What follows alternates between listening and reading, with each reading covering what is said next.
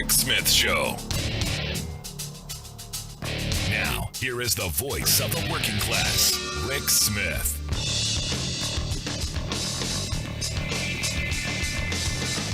And welcome, brothers, sisters, working class heroes. This is the Rick Smith Show. Thanks so much for being here today on the big program. Lots to get to, lots to talk about. Wow, the big presidential debate number one. Ratings down. This has got to be a sore spot for Donald Trump. Ratings down a little bit. The first numbers that came out showed down somewhere in the range of 36% decline in the number of viewers from the previous debate in 2016.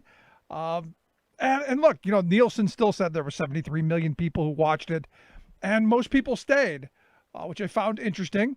But 73 million, you know, down from the 2016. And interestingly enough, one of the big porn sites said that during the debate, their numbers actually skyrocketed. In fact, a state like Arizona saw over a 700% increase in the number of people going to their porn site. Pennsylvania saw something like over 200% increase in the numbers there. And it just made you go, people were turning it off. Because it really was, from the start, it was what it was going to be. You saw the Biden camp walk in, they had their masks on. You saw the Trump people, nope, not wearing a mask. Melania had one, and good for her. But the rest of the Klan, no masks. And that's a statement. That's, again, another one of those things dividing the country. And what the debate really was about was continuing that debate, that divide. In fact, so much so, and it was so bad, as it was supposed to be, that the Commission on Presidential Debates announced that they were going to, how'd they say it? They said last night's debate made clear that additional structure should be added to the format of the remaining debates to ensure a more orderly discussion of the issues. That's generally a nice way of parents saying, my kids are horrible brats and I can't control them, so we've got to find a more orderly way to discuss the issues. And the thing is you had one horrible brat. This is all about Donald Trump. But the commission went on to say they're going to carefully consider a number of additional tools to maintain order. And I said during the debate, maybe shock collars. Maybe don't put the shock collar on the dog, put it on Trump. So every time he barks out, give him a little volt, put him back in the line. Just a thought. Now CBS News is saying that they're considering giving the moderator the ability to cut their mics. And I'm going, that should have been there first and foremost, without question. Should have been right there all along. Now, not surprising, the Trump campaign came out and kicked and screamed and whined. And basically said it's because Trump did so well that the Commission on Debates is, they're siding with Joe. They're doing the underdog thing again. Everyone's against us. The world's out for us. And look, it's not surprising. It's not surprising that this is the take that they go after. Now, what's interesting, and this is one of those moments where it was easy to see what was coming. This debate, no surprises. You knew this was going to be a total giant S show. You knew that's what it was going to be. It was going to be, how did they put it? A dumpster fire inside a train wreck, going over a cliff into a fiery pit of lava with no bottom. Basically how they knew this was going to be. And it was exactly all what it was and what we all expected it to be. And it was Trump's plan from the beginning. I remember a couple of weeks ago, they were coming out, they were saying, well, Donald Trump's not preparing for the debates. He's a skilled debater, all that stuff. And then he started lowering the bar. Joe Biden is so good, and he's on these super enhancing mental drugs, which evidently there's a drug out there I didn't know about that helps with dementia. It makes you really sharp. And if there is, maybe we could get that to the seniors who really are suffering from dementia. Maybe we could really help people, but that's not something Donald Trump wants to do. And this was the dumpster fire that he wanted. Trump got exactly what Trump wanted. He wanted to be the bully. He wanted to tear the house down. He wanted to hurl insults and lots of projection. And he did that. And he did it effectively. His base sucked it up. He's the bully that they want him to be.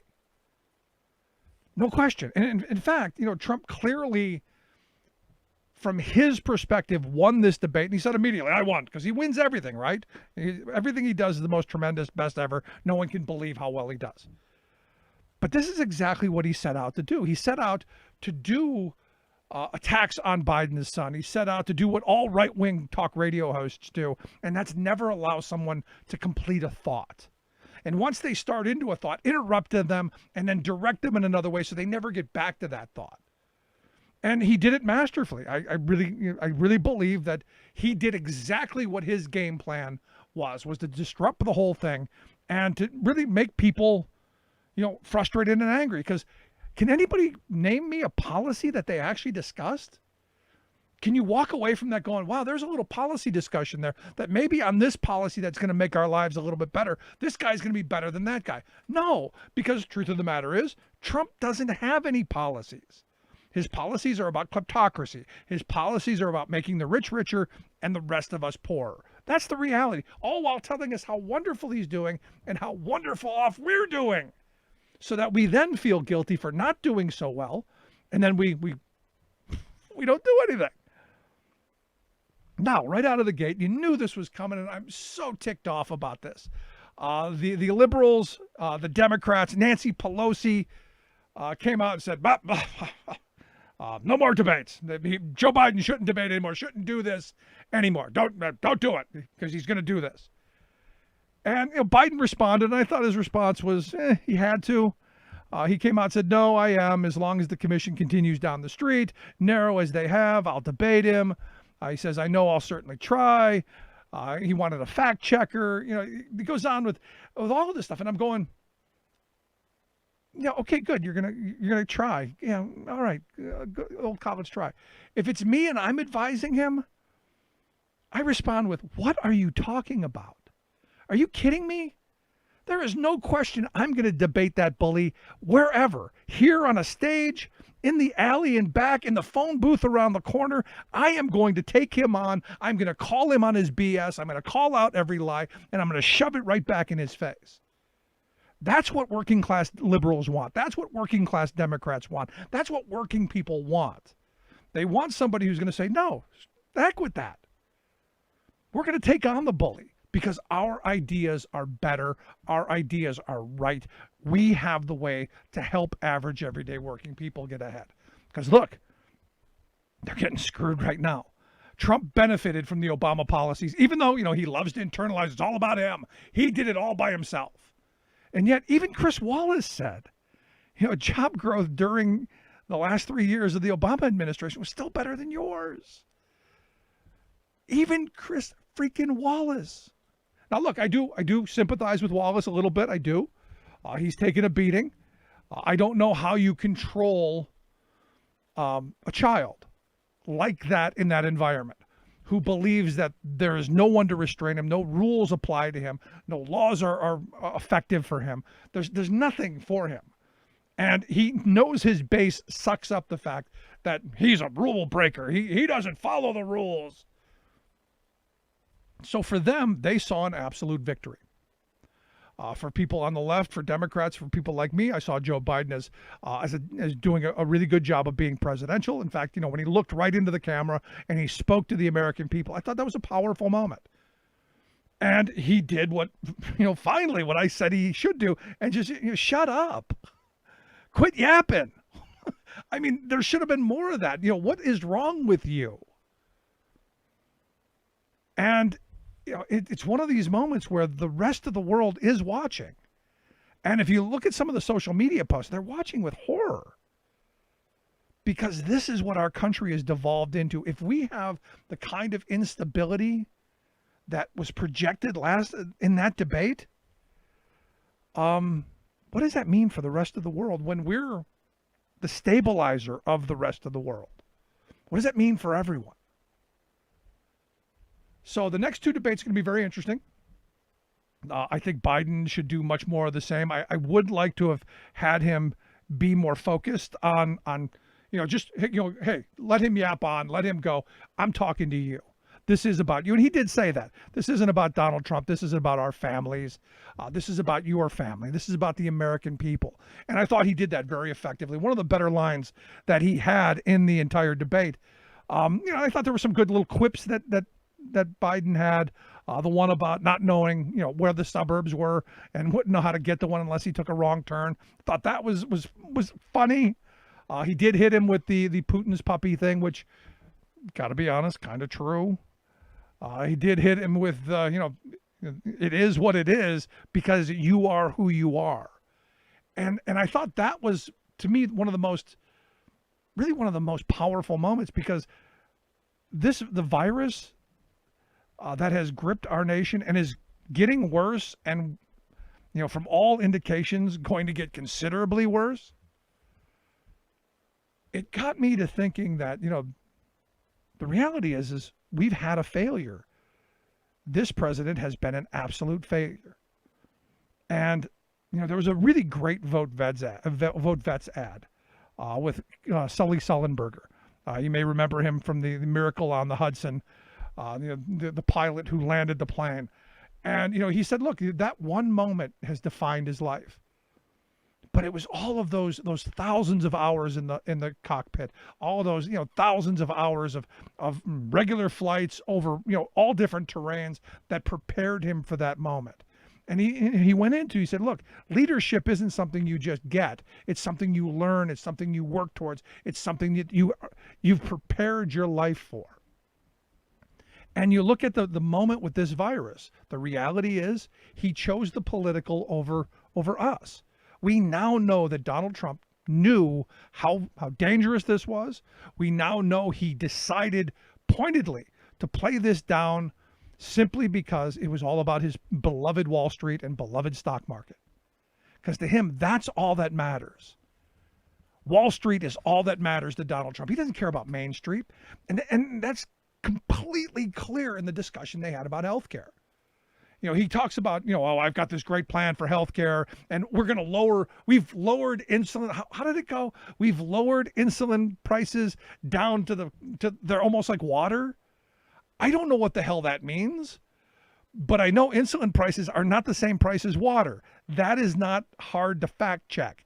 But yet I had someone actually regurgitate that to me, which made me just stop and go, did you hear what came out of your mouth?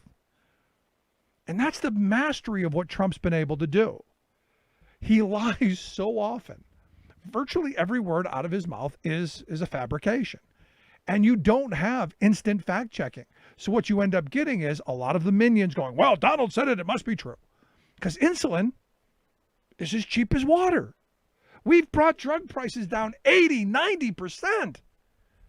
And you go, but what about those people who are buying the drugs who are still going broke and are benefiting from the Affordable Care Act who closed the donut hole? What about those seniors? What about all the people who have health care because of Joe Biden and Barack Obama and the Democrats through the Affordable Care Act? May not be perfect, but they've got something. You're going to rip this away, and all you've given them is a worthless executive order that we're going to cover pre-existing conditions. Yeah, really? The law of the land already does that. And yet you're in the Supreme Court doing everything that you can possibly do to turn that away. To me, this is one of those moments where the part of me that hopes these debates turn productive, because yesterday the debate wasn't productive. It was what it was supposed to be, what Trump was going to make it. And Biden had to show up and stand up to the bully. As anyone knows, if you've ever been on a school playground, you've got to stand up to the bully. You cannot let the bully run you over. And I think Biden did that during the debate. I think he stood up well. And I think he's got to stand up for the next ones and be a little more forceful. But for me, it's not forceful towards Trump. You can't take on the bully in that fashion. I liked the way he looked at the camera and he said, you know what? It's about your family. I wanted to hear him talk about, how are we going to make sure that every American family has health care? so that they don't have to go to sleep at night worrying that, what happens if we get sick? What happens if the kids fall off their bike and break an arm or a leg? What happens if we can't afford our prescription drugs? Do we lose our homes? Do we go bankrupt? This is a moment, in this moment of pandemic, where Biden, I want to look into the camera and said, you know what? We're going to be there with you. We're going to be your partner. We're going to be beside you every step of the way. We're going to beat this virus. We're going to get the vaccine, and we're going to do it as fast as we safely can. Unlike Trump, who's saying, oh, we're going to have it out in a couple of weeks. No time at all. And yet you've got the CEO of one of the main companies developing this drug saying, no, we're probably not going to be rolling it out until spring at the earliest. But you got Trump who keeps wanting to believe this stuff and keep pushing it out at us. So for me, it's about telling the truth. And I think Biden did that. And I think he did it really well. Because all the fact checking today has been around the idiotic statements that Trump came up with. We guaranteed pre-existing conditions. No, you didn't. You signed an executive order that has no weight. He says, I paid millions of dollars in taxes. Yet what we see from the returns that we've seen, that's not even remotely close to the truth. If you want to change that, if you really wanted to change that and you wanted to prove, you could release your returns as every presidential candidate has done in my entire lifetime. There's a lot we could be doing. I claim that Joe Biden said that it was xenophobic to close the borders with China. Biden never said that. But again, it's the big lie. You say it over and over and over and again enough, people start to believe it. And it's what we've got. It's the world that we're in right now. Because he has, and to his credit, I mean, he's a master at this, at social media. He's a master at changing the news cycle, and he's a master at causing chaos. And that's what the debate was. It was total chaos. But not because of Joe Biden. Joe Biden went there and did what he was supposed to do. He talked to the American people. He attempted to get out his vision, yet the moderator and Trump was never going to let that happen. And like I said, I in a small way feel sorry for Chris Wallace because there was no stopping the tirade and the tantrum. Trump came out, and you saw it in his eye. Whatever drug they gave him or whatever they put in him made him the angry Trump. And that's the giant S show that we got. Thank you, Mr. President. I'd love to hear your thoughts. You can email me, rick@thericksmithshow.com. Quick break. Right back. Nothing more American than workers standing up, and the union gives a voice to win. On the Rick Smith Show. I'm Rick Smith, and this is Labor History in 2. On this day in labor history, the year was 1945.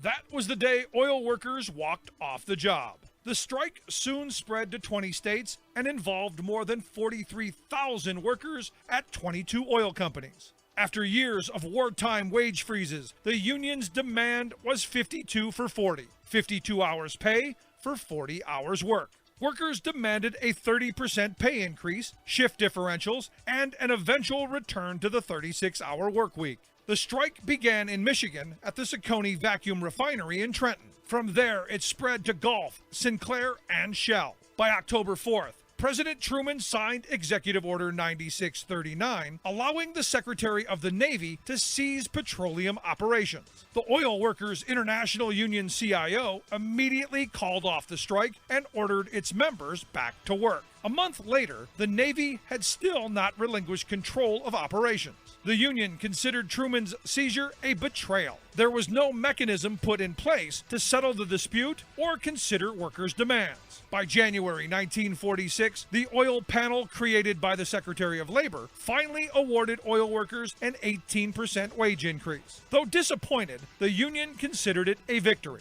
They asserted the strike action was significant on a number of levels. The first nationwide industry strike had just forced the oil companies to meet with the union for the very first time. The OWI believed the groundwork for industry-wide bargaining had been finally established. It had been the first post-war strike and had forced the government to begin moving away from wartime wage controls. Of the post-war strikes, it won the largest pay increase. And importantly, it broke the power of Standard Oil to dictate wages to the industry through its dealings with its independent union. Welcome back to the Rick Smith Show. Now, here is Rick Smith. So nationwide, it's reported that some 23 million people, as of August, could be thrown out of their homes, kicked to the curb, evicted, foreclosed on because of this pandemic. And this week, you find that the governor of Florida has decided that on October 1st, they're going to end the foreclosure and the eviction moratorium in Florida, which should see a lot of, I would guess, a lot of seniors and a lot of working people finding their ways to local bridges. And, this is just, one of these moments where you go, exactly whose side are they on? And none of this came up in the giant show that was the debate. But what did come out? Donald Trump saved Big Ten football. Oh, boy. Anyway, here to share some thoughts on the I don't want to call it a debate. Let's call it a temper tantrum. Here to share some thoughts on the big temper tantrum, I've asked Max Burns to come talk with us. Max is a Democratic strategist, also a columnist over at the Daily Beast. Max, thanks for taking time for us.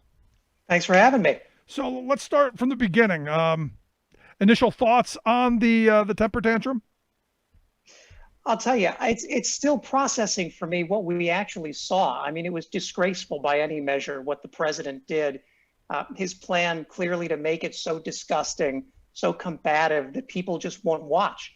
Because when people pay attention to Donald Trump, they don't like him. The problem is it was a pretty dumb plan on his part because, as the ratings have shown, more people started watching the debate toward the end than at the beginning. They were drawn in to see the president having a meltdown on national television. So if the goal was to make it so nobody watched, it's yet another failed Trump scheme. Yeah, either that or they were finished after the massive increase in traffic to the porn websites. I don't know if you saw that, but all across the country, especially the battleground states, people were tuning into the porn and away from the dumpster fire, train wreck, fiery dive into the molten lava pit that we saw during the debate. The porn, honestly, probably has more of a plot than the debate did. It seemed to just be Donald Trump having a conversation with himself. Half the things he said came right off his Twitter feed from earlier in the day.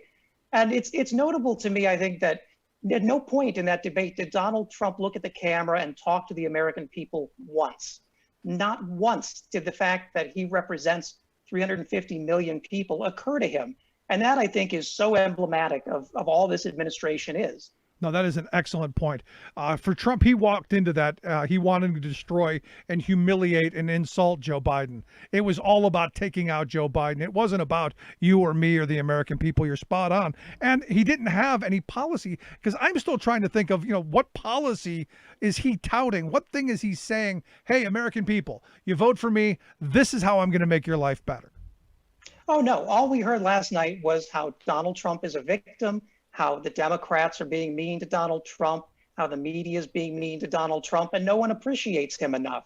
And at a time when there are almost 30 million people out of work, and people are wondering if they're going to be able to stay in their homes, I think the last concern American families have is if Donald Trump's feelings are hurt. Yeah, good point. Now, I look at this story coming out of Florida with the governor of Florida lifting the moratorium on October 1st. And, I assume you're going to see a wave of foreclosures and people being evicted. This to me is one of those moments where, if you're really presidential, and this should have come up in the debate without question, in my view, how does Biden cut through this? Because, Trump, used the very right-wing talk radio tactics of not letting him finish a sentence, not letting him complete a thought. And when he was on a thought, directing him in a different way. How does Biden cut through this in the second debate? Because these are important issues, especially October 15th. There should be people getting kicked to the curb.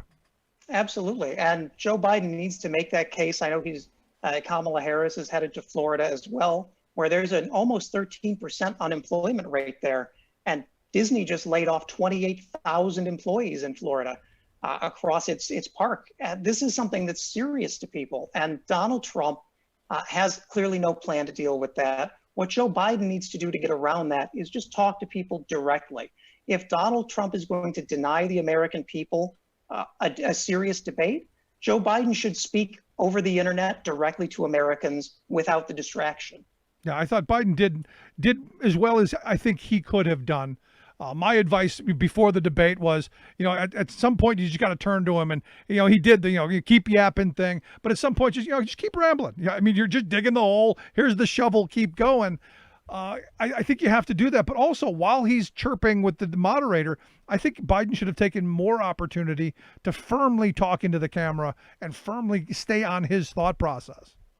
Yeah, those were without a doubt Biden's strongest moments. I thought one of the big missed opportunities for Biden was when Donald Trump said he was being sarcastic about injecting bleach into your veins. And were I Joe Biden's debate prep coach, I would have said that there's a time and a place for sarcasm. The White House podium in the middle of a public health crisis is not that. If you want to do stand up, go to a club. Right. This is the president we're talking about. No, and there's no question that he wasn't joking, because we find out later after the fact that he had an uncle who was actually working on, injecting things into people's veins to try and light and all kinds of stuff. This is stuff that, it's family lore. So this is not something that just, I just made it up. It was a joke. This is something he probably believes to his core. Absolutely. And it's tough even to tell what Donald Trump believes. We can tell he was struggling all through the debate especially during the COVID section, to contextualize the fact that 204,000 people are dead. And Donald Trump simply does not seem to understand from his responses that that's not just a number. Those are actual people who have left actual families. And that is just a staggering lack of compassion that, as every poll shows, voters are just hammering the president on how he's handled COVID. So, in looking at the debate, I've said I don't know how many people it moved. I think the Trump cultists, they saw the debate as that's our guy doing what we want our guy to do. I think people on the left and Democrats saw Joe Biden, doing what he had to do and coming out and being, presidential and old school norms, if you will. How many people do you think this moved? Are there many people movable left? Curious your thoughts. They're still apparently undecided voters. There were a few at the CNN focus group, which I personally could not believe that anyone could be undecided at this point. But I personally, having looked at the numbers, I tend to think there are fewer persuadables in the middle than most of these polls seem to think. Most people have probably made up their mind. What Joe Biden did well here is take and put to rest this crazy theory that he's got dementia, that he doesn't remember his own name. People tuning in to make sure Joe Biden was all right saw someone who's ready to be president. The same can't be said for the actual president. Yeah, I got a kick out of James Woods, the actor, who immediately after debate, put out a little video of a crease in Biden's shirt to go, there's the wire, and we've got the wire. And I think if I were Biden, I would have had wires hanging out of my pocket. But that's just me. I mean, what good would a wire do? He could barely speak a full sentence before Donald Trump interrupted him. I don't know how you would coach around that kind of insanity. No, you're absolutely right. So in your opinion, if you're looking at this from, just from an outsider's view from like 20,000 feet, who pulled off their plan better? I got to tell you, I think my opinion is Trump pulled off his plan a little bit better, because he disrupted the entire process, and all we're talking about is what a giant S show it was. But I'm curious your thoughts. Yeah, I think Trump fired his base up. They wanted to see a wrestling match. They just wanted to see everything short of Trump ripping his shirt off and choke slamming Joe Biden onto the stage. But for the rest of America, beyond that 37%, they saw a president who didn't even seem to be familiar with a lot of the issues facing the country, who was talking about how messy our forests are at a time when people are talking about what we can do to put forward a systemic plan for climate change. I just don't think for regular voters, and certainly not for Republicans who are maybe having doubts, that this really portrayed Trump as the kind of guy you want to put a bet on. Yeah, no, and this is what I struggle with. As much as I didn't like George W. Bush and I was not fond of Mitt Romney, they came with their ideas. They came with their policy moves, and you could have the discussion over that. This is cults. This is cult of personality territory. This is vote for me because I'm wonderful and nobody's better than me, and I do wonderful things and nobody can believe it, and whatever other ticks he throws out. It's not about how you're going to make people's lives better. And I'm hoping, and this is where I keep coming back to the hope, the American people see that when we go to the polls on November 3rd, or you cast your ballot early via the mail, and hopefully here in Pennsylvania where I live, you put it inside the secret envelope before you put it in the envelope so it actually counts. But I'm hoping that people see that, and we don't have 4 more years of this kind of chaos. And the polls, at least for what they're worth, seem to indicate that's true, that this cult of personality has a hard limit, and that beyond that, it really turns voters off. We've seen that as the reason why the president has tried so hard to distract from COVID, to distract from the economy. It's because when we talk about the actual issues, voters can't stand what they hear. The only thing left is distraction. And I just don't think for a lot of Republicans or Labor Democrats who maybe gave Trump a chance 4 years ago, that this is what they expected to be representing them. I wanted to get your thoughts. Nancy Pelosi came out and said that maybe there shouldn't be any more debates. I'm curious, and I've had a number of people say there should be no more debates. I wholeheartedly disagree, but I wanted to get your thoughts. I hope there are more debates. The next presidential debate is a town hall debate. And one of the most awkward sights in all of American politics is Donald Trump failing to understand what kind of emotional response to give a regular person who needs some compassion. We saw that in his own town hall earlier in September, where he seemed completely baffled at how to respond to someone who had lost their mother and didn't have health care. That's something that Joe Biden is going to win in a walk.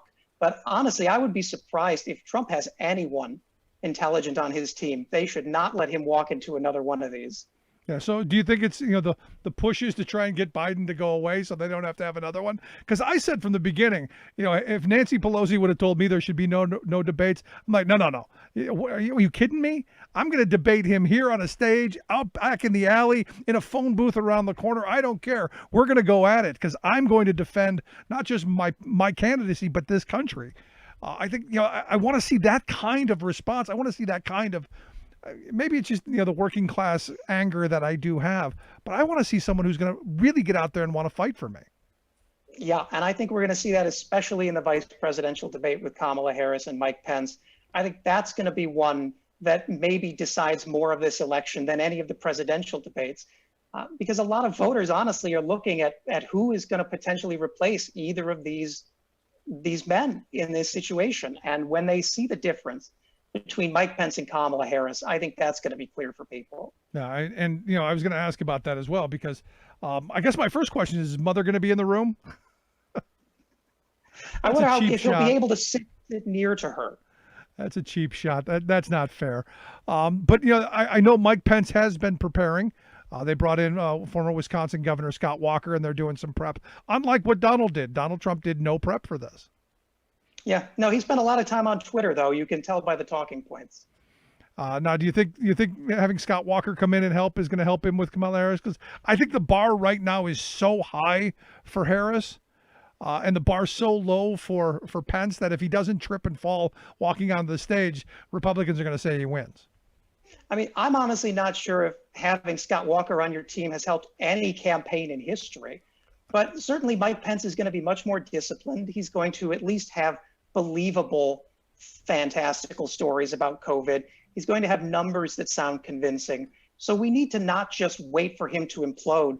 Kamala Harris needs to come ready to press him on the failures of this administration. And I think that that's what they're really focusing on. Now, the president, the vice president, and Harris, I believe, are engaging on a train tour across Ohio into Pennsylvania. I got to tell you, I love the old school feel of that. This is great. It reminds me a lot of then candidate Bill Clinton's boat tour up the Mississippi River in 1992. And if you look at the political maps for that election, all those little towns along those rivers he visited went Democratic in very Republican states. And I think you get the same kind of thing by just visiting these forgotten communities who haven't probably had a presidential candidate come visit them since Wendell Willkie in the 40s. I mean, this will be an event people get excited about and talk about forever. Yeah, this is one of the knocks that came against the Clinton campaign. She didn't do this kind of stuff. She didn't go into the small towns, and as where Trump did. I mean, one of the things you can say about Trump is the guy works. I mean, he's out there all the time. Now, in this environment, probably making things worse for our virus problems, but he's out there. Yeah, he's out there even when his experts tell him not to be. But you're absolutely right. And the only way you fight that is by getting out there and having a better message. Yeah. Now, last thing I wanted to get to, they talked about the virus. I got a kick out of Trump saying, well, I closed down the borders, and yet we find out that his CDC wanted to not allow cruise ships to sail, and that I guess they've overruled that. So we're now going to make cruise lines happy again, and people, getting sick on cruise ships again. And now would be a great time to cross-check how many cruise ship company executives are members of Mar-a-Lago, because I guarantee you that played a major role. But we should trust the medical professionals. A great measure of who you can trust in this administration is whoever Donald Trump's kicking out the door. I trust them more than I trust any official statement from the Trump-Pence COVID committee or whatever he's calling it this week. No, it's an excellent point. He said during the debate that we're going to have the vaccine within weeks. Do you believe that? I wish anyone agreed with him. His own CDC director, Robert Redfield, testified under oath before Congress last week that even if we have a vaccine ready by election day, it's going to be until summer of 2021 before most people will be able to get doses. And people tend to tell the truth when you're threatening them with jail if they lie. Donald Trump should take an oath and see how honest he is about this vaccine. No, that's an excellent point. And, you saw his former campaign manager have a little mental, whatever that was. Maybe he abused his wife. Maybe he didn't. Maybe he was drunk. Maybe he was threatening to kill himself. Maybe he wasn't. I don't know. He's stepping away from the campaign, but it seems like a lot of people around this campaign are either having legal or mental health problems. And there's been a bunch of them. There's definitely a toll that comes with justifying this kind of behavior. Most people are not equipped to tolerate this kind of amorality and menace for years at a time and to make excuses for it. That's really a sick person that can do that for that long and not have something happen to them. So in a way, I suppose they pay the cost for the things that they've helped to enable. It's a good point. Hopefully folks will come out on November 3rd and vote. Hopefully they will do the mail-in ballot, and hopefully they'll do it correctly. And hopefully our courts don't throw most of them out. Here's to hoping. There you go. Max, I appreciate the time. As always, great stuff, my friend. Thank you. Max Booth, Democratic strategist, also a columnist over at the Daily Beast. Make sure you check out his work over at the Daily Beast. We'll get links out on how you can do that. Going to take a quick break. Right back after this. Stick around. You're listening to The Rick Smith Show. For working people on the talk. Remembering that united we bargain, divided we beg. Rick Smith.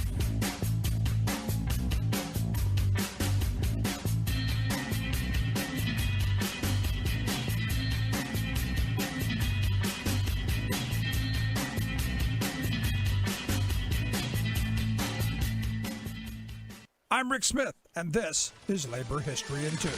On this day in labor history, the year was 1919. That was the day that began the Elaine Massacre. The massacre took place in Arkansas, where more than 100 black farmers and sharecroppers were gunned down for daring to organize their labor. The year before, a black farmer by the name of Robert L. Hill had founded the Progressive Farmers and Household Union of America. Union members pooled their money to purchase land. They also hired a lawyer to sue planters who did not give black tenant cotton farmers their fair share of the profits. The group grew in membership in the Arkansas Delta region, including near the town of Elaine in Phillips County. But white landowners would not allow this challenge to their power. Armed white militias came to a church where the union was holding a meeting. The black attendees were also armed. Gunfire broke out. In response, white posses and federal troops unleashed a wave of terror across Phillips County. Hundreds of black residents were arrested. At least 100 black Arkansans were killed. Some estimates of those murdered is considerably higher. 5 white people also died. 122 black men and women were charged with murder. 12 were given the death sentence. No white vigilante, however, was ever charged. The convicted African Americans appealed their cases. One appeal for 6 of the defendants went all the way to the U.S. Supreme Court, where it was overturned in a landmark ruling. The year of 1919 was one of the deadliest years of violence against African Americans in U.S. history. Civil rights activist James Weldon Johnson called those bloody months the Red Summer. 26 race riots left thousands of African Americans homeless and hundreds dead from Chicago to Washington, D.C. to Omaha.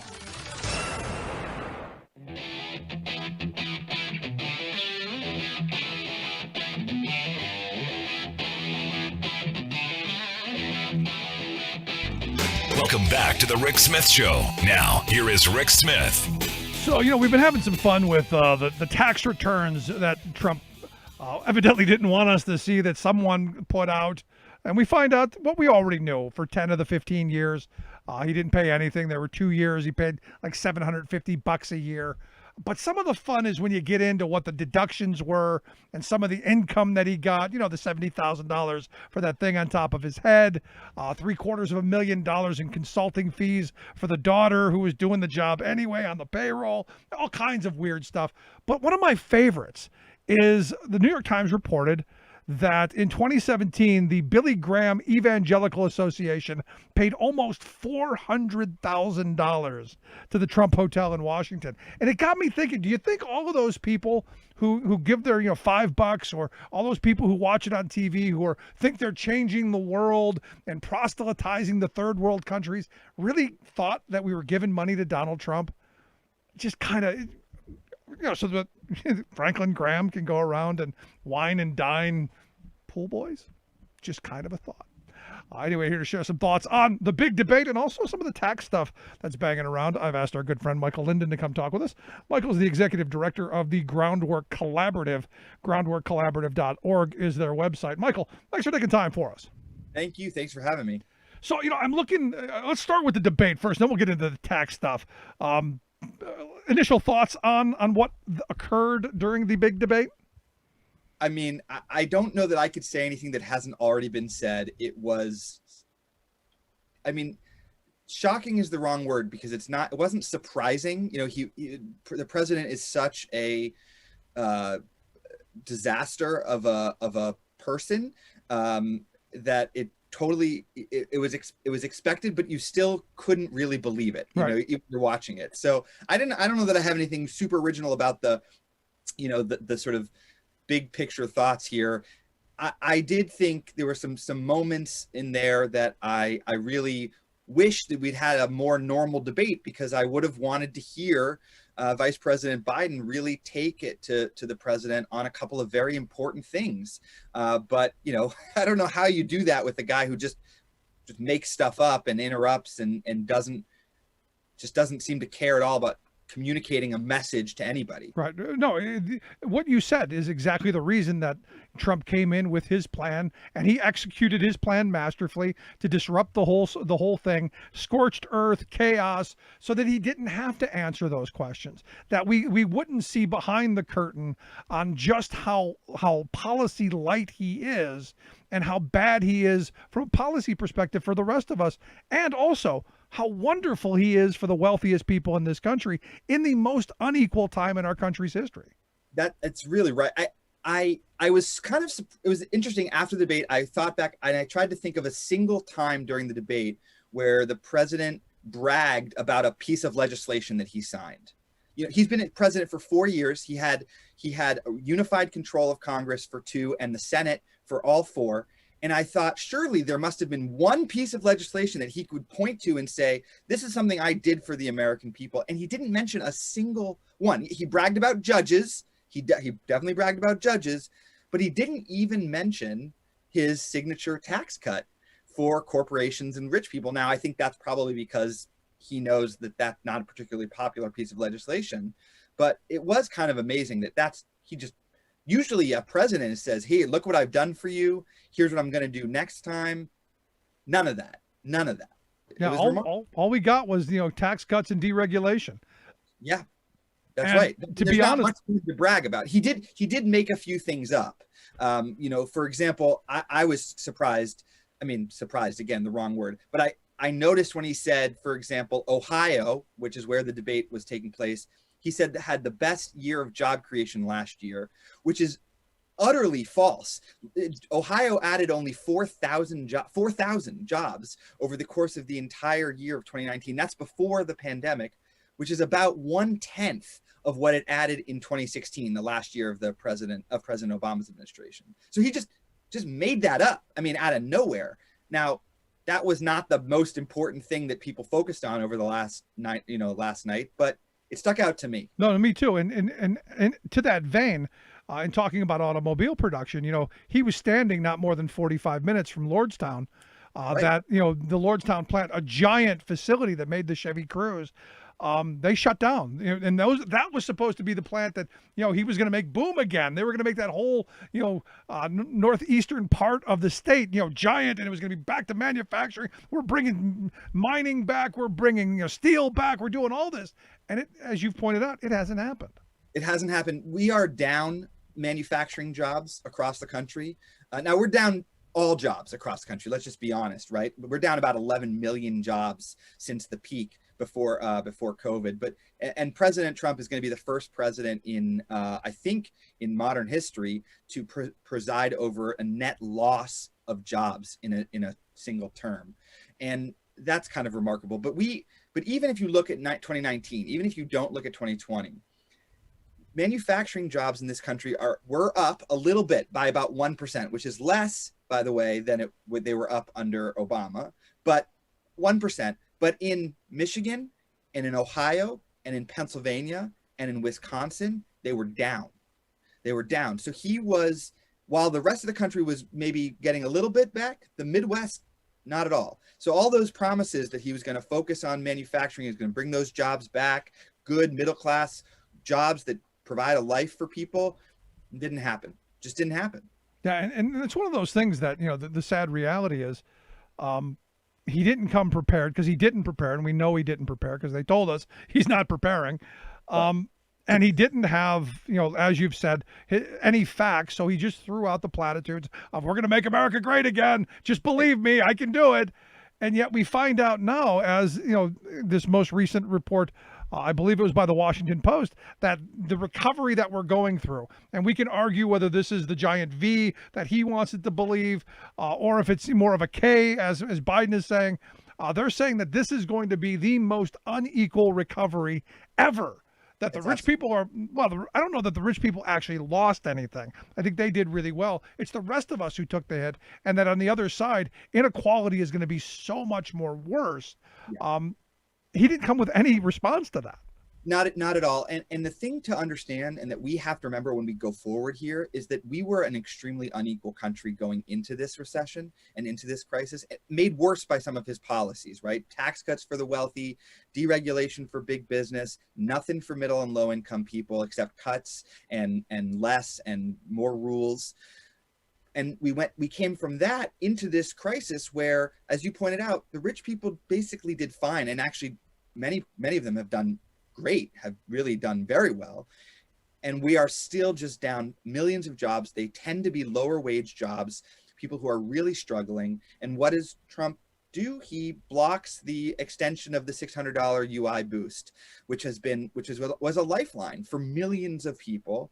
And instead he says, I'll give you a fake payroll tax cut, which pretty sure nobody's getting. I mean, I'd be very interested to hear if anybody has actually seen a tax cut out of that. It's nothing.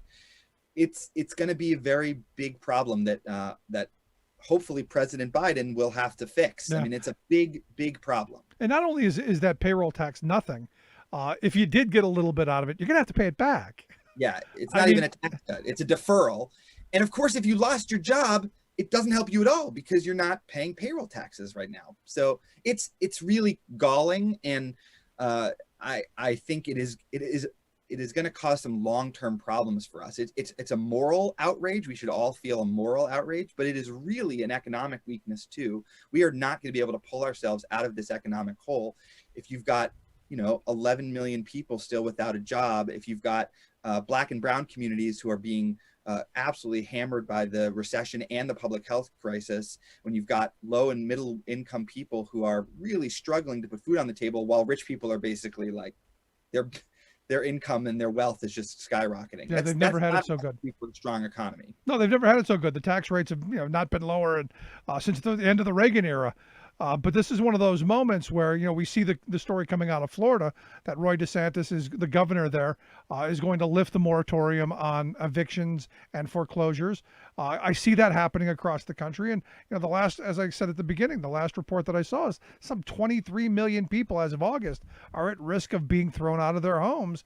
And yet last night, the big debate didn't bring us any closer to a solution, didn't bring us any policy that we can hope for or push for. It brought us chaos.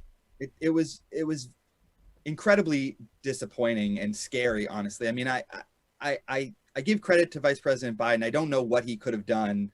I even give a little credit to Wallace. I think he tried. He really tried to bring some order there. But like you said, President Trump came in with a plan to just sow chaos and confusion, and he did it. And the thing that really just absolutely stuck out to me, maybe more than anything, well, not more than anything else, when he refused to condemn white supremacy, that was pretty galling. But right after that, Vice President Biden was talking directly to the American people about the 200,000 Americans who have lost their lives, and President Trump could not help but make it about himself. And that to me is just a perfect encapsulation of his entire presidency. Major problems, major disparities, major harm. And instead of trying to do anything about it, he makes it about himself and what a hard time he's had and what a great job he's done. And I don't know how people could have come away from that debate thinking, oh yeah, this guy should definitely get 4 more years of the White House. I'm sure some people did, but it's hard for me to understand that. Yeah, I struggle with that level of narcissism, that it's really all about him. And it's one of the things that I think the Trump supporters actually like about him. Because I know people who thought the debate was a solid victory for Trump, that he went in and he showed Joe Biden and he showed the world that he's a tough guy. And I'm going, but how is that going to make our lives any better? How is that going to keep people in their homes? How is that going to create good jobs? How's it going to make sure that, people don't have to worry about, going broke if they get sick? How is it going to fix our infrastructure? I mean, we can go down the list of the numerous problems our nation faces. How is the bully beating up on Joe Biden going to make any of that better? Nothing. It isn't. And what's interesting? You just ran through this list of really big problems that we have to solve. And it reminded me that 4 years ago, I mean, Trump was still a bully, and he was in my view, a disaster of a candidate even 4 years ago. But at that point, he was saying things like, let's do an infrastructure bill. I'm gonna cut taxes for the middle class. And he said things like, I'm gonna pay so much more in taxes under my plan, which, maybe we can talk about that. But he didn't even pretend. There was no pretending in this debate that he had any plans at all to make people's lives better, easier, improve their prospects. He did not name a single one. He talked about all the judges he did, and he called Joe Biden stupid, and he insulted Joe Biden's family, and he argued with Chris Wallace. Like, way to go, buddy. And check. That's exactly what he wanted to do. But you brought up the tax situation, because he said during the debate that if his exact words, that he's paid millions of dollars in federal income tax. Now, judging from what we saw from the New York Times report, what was it, 15 and 16, he paid $750 a year. Yeah, 16 to 17, I think. Okay, yeah. 16 and 17, he paid $750 a year. That's not millions and millions. Maybe my zeros are wrong. So I'm curious, how is it that his tax plan would, I guess the way I'm looking at it is he didn't lie about his tax plan making him pay more, because he was only paying $750.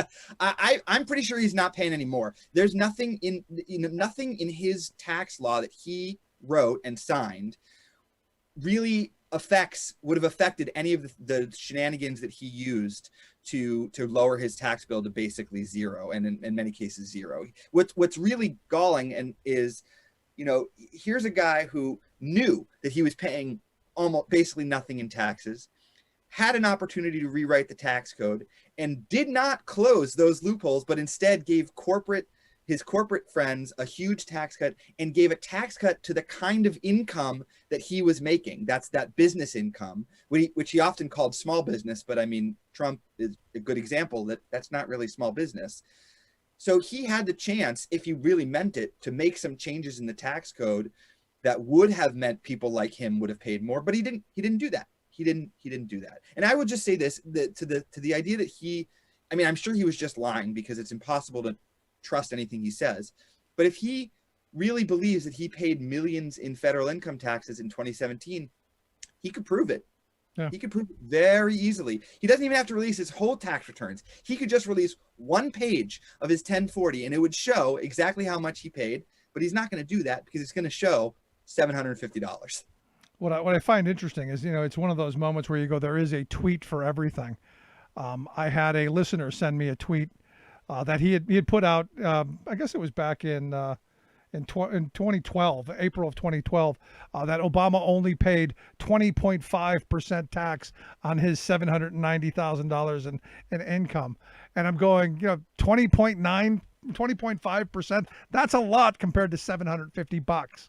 Yeah, it is a lot. And I mean, there's so much in that one tweet. Like 20% effective income tax rate is actually just about what the average effective federal income tax rate is for people in the top bracket. Now, you might think that's too low. I kind of think it is too low. I do. But that is, like, Obama was paying exactly what you would have expected by somebody who followed the law and paid exactly what he owed. And it's about 20%. People sometimes, they hear the top marginal rate and they think, those people are paying 38, 35, whatever the rate is percent. They're not. They're only paying that on the last dollars that they earn. They're paying the same low rates that everybody else is paying on their money up until then. And most rich people, as Donald Trump has shown, have lots of ways to get that tax bill down even further. And I go through this every time I talk about the Eisenhower tax code, because in 1953, the top marginal rate, that last dollar that you're talking about, was taxed at 92%. That's right. And, you go, who would pay 92%? I'm going, they didn't actually pay 92% on all of their money. It was every bracket up, you paid that rate. That's right. And people always, whenever I'm sure this happens whenever you bring this up with some of your conservative friends, they'll always say, yeah, but nobody was paying that rate. Or, it wasn't really that high. But the point was that nobody was paying that rate. The point was that it was a way to make sure that money did not pool with just the rich. Yep. And it would actually flow into the economy and produce more growth and more jobs. So yeah, rates that high are actually pretty good for the economy. They help to make sure that things are moving and growing and not just sitting in a bank account of some billionaire, which is what we have now. Well, what we did is we built a major infrastructure. And we paid for our wars. And, who could be angry about that? But, Michael, I appreciate the time. As always, great stuff. I look forward to talking to you again real soon. Sounds good. Thanks very much. Thanks so much. Our good friend Michael Linden. He's the executive director of the Groundwork Collaborative. Make sure you check out their website, groundworkcollaborative.org. Quick break. Right back. Stick around. You're listening to The Rick Smith Show. Remembering that united we bargain, divided we beg. Rick Smith.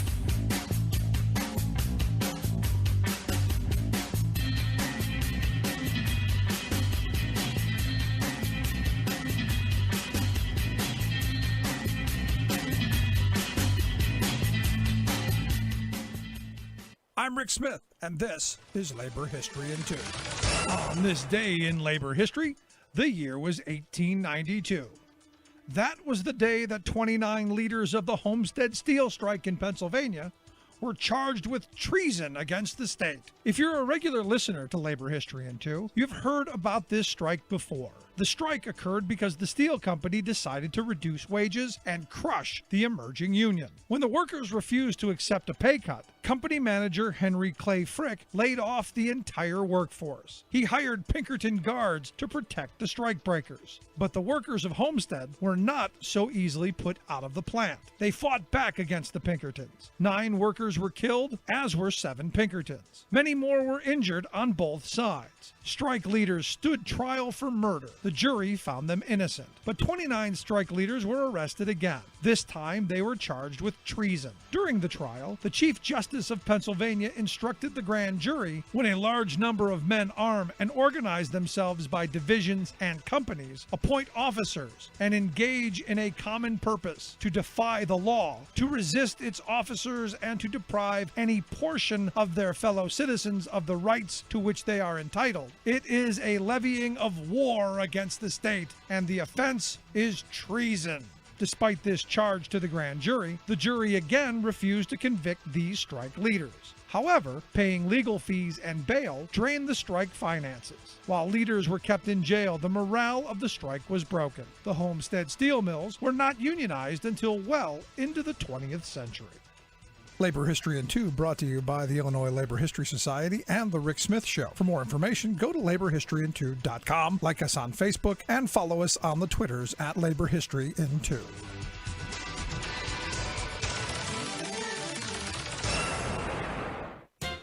Suddenly, social distancing is our new national etiquette, abruptly supplanting handshakes, hugs, gatherings, and other forms of ingrained communal behavior by us humans. Awkward, disconcerting, isolating. Yet, as we frantically scramble to deter the health and economic ravages of COVID-19, we might benefit by pondering a self-inflicted cause of the contagion's disastrous spread: social distancing. For some 40 years, American corporations and governments have imposed economic, political, and social policies to distance the financial fortunes of the wealthy few from the well-being of the workaday majority. Consider the interrelationship of multimillionaires with the unseen kitchen staff of restaurants where they dine.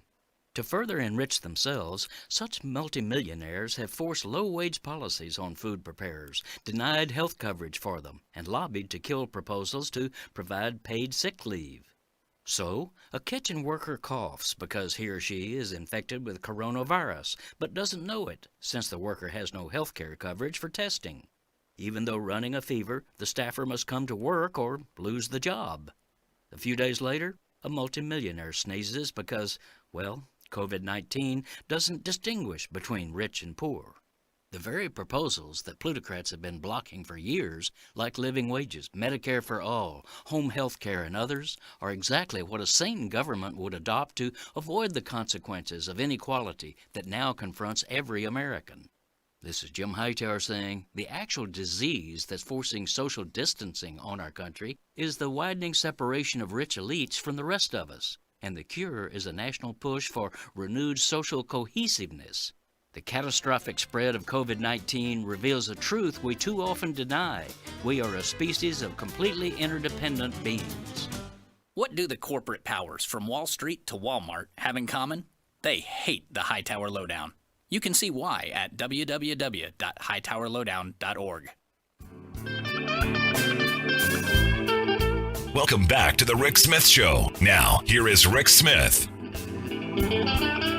So a big loss for the Trump campaign, folks, in Montana, of all places, where a federal judge ruled that Trump's claims of widespread fraud claimed it was a fiction. And it's one of those things that, I'm hoping that more judges go, no, there's not widespread fraud.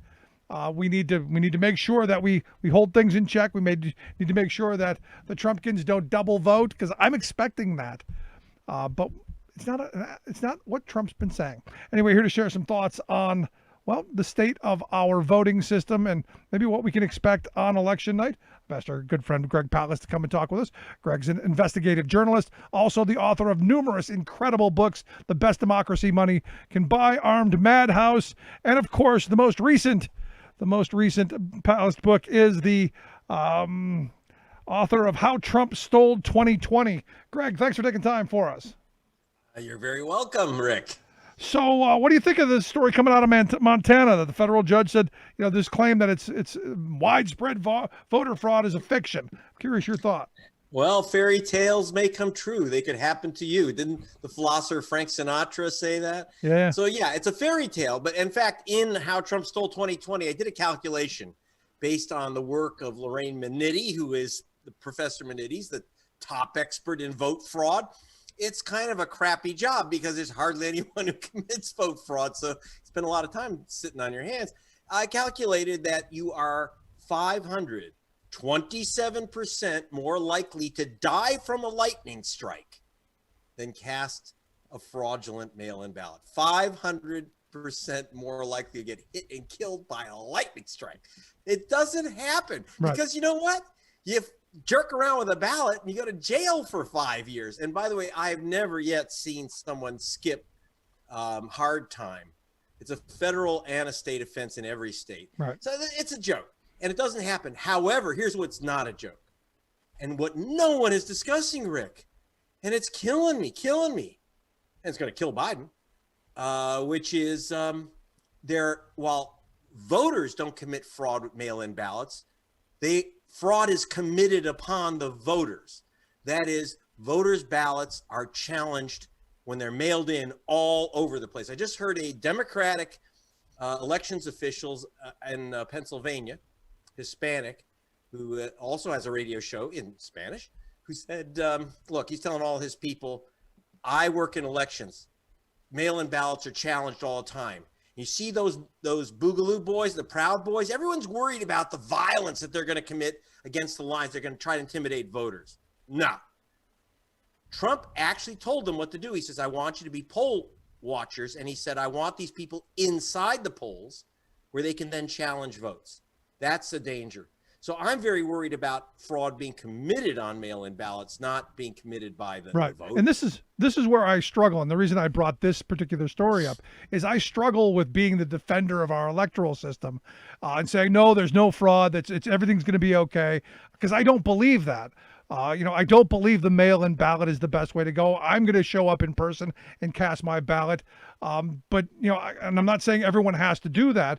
But I'm worried about all of the shenanigans, and you're right. There'll be poll watchers in, and tons of lawyers to challenge every single.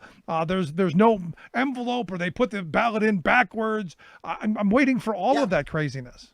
Well, in fact, let me give you some numbers. In 2016, when we didn't have a big mail-in election, though about 30% of people do mail in their votes, even before this time, we had over 100,000 ballots lost to postage due. We had 141,000 ballots challenged and rejected because someone said the signature was no good. This was not the voter's signature. Now understand, think about that. They're actually saying 141,000 people committed forgery. Now, they didn't arrest anyone. If there's all these forgers, you couldn't find out of 141,000 one? Not one. Not one, but yet all those votes were challenged. Who challenges the vote? Well, I hate to say it, both parties have been involved in this game, but the Republicans are much better, especially in general elections. And so I'm very concerned. And by the way, we have a third choice, which I really emphasize. There's mailing in your ballot. There's actually 4 choices. Mailing in your ballot, which, I'm telling you, don't go postal if you don't have to. Look, I'm an old dude with a bad heart. I can't be going there on election day, but I'm taking the other choice. Vote early. Almost every state has an early voting option. And I can tell you from experience, if you go midweek, stop thinking of election day. This is election month we're about to head into. In the election month, most states have early voting. You go midweek during the day, in the afternoon, evening. I'm telling you, I was at a gigantic voting center here in California, UCLA. It's for like 200,000 people. It's huge. And in 2 hours, 2 people showed up to vote. And then on election day, the lines were out a half a mile. Now you'd say, people, you don't have to wait for election day. It's election month. Please vote early. You don't have to wait in line. You don't have to, get coughed on by some guy who refuses to wear a mask and is wearing a MAGA hat. You don't have to, please get in that vote early. And, I'm very, very concerned that people do not grab this terrific option.